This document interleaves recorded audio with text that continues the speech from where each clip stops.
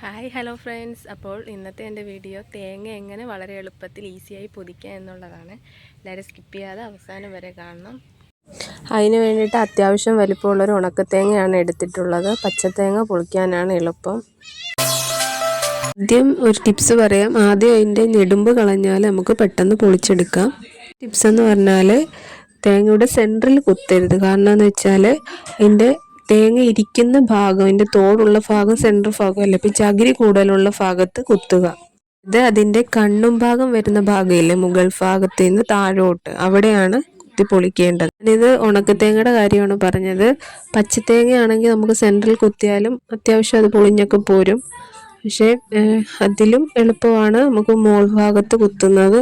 ചകിരി കൂടുതലുള്ളതുകൊണ്ട് പെട്ടെന്ന് കുത്തിയാൽ അത് പൊളിഞ്ഞു പോരും. പൊളിച്ചെടുത്തിട്ടുണ്ട്. ഇനി ഓരോ സൈഡും കുറേശ്ശെ ഇങ്ങനെ പൊളിച്ചെടുത്ത് കഴിഞ്ഞാൽ പെട്ടെന്ന് പോരും.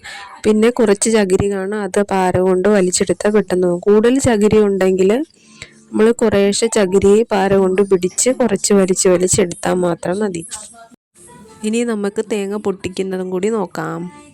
തേങ്ങയ്ക്ക് 3 കണ്ണുകളുണ്ട്. 3 കണ്ണുകളിൽ 2 കണ്ണ് ഒരുപോലെയും 1 കണ്ണ് ഡിഫറൻറ്റും ആകും.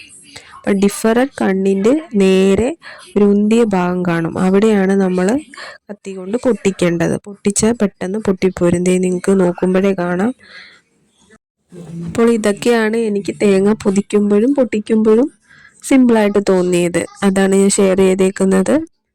അപ്പം വീഡിയോ ഇഷ്ടമായെങ്കിൽ ലൈക്ക് ചെയ്യുക, സബ്സ്ക്രൈബ് ചെയ്യുക. അപ്പോൾ ഇനി അടുത്ത വീഡിയോയുമായി അടുത്ത ദിവസം കാണാം.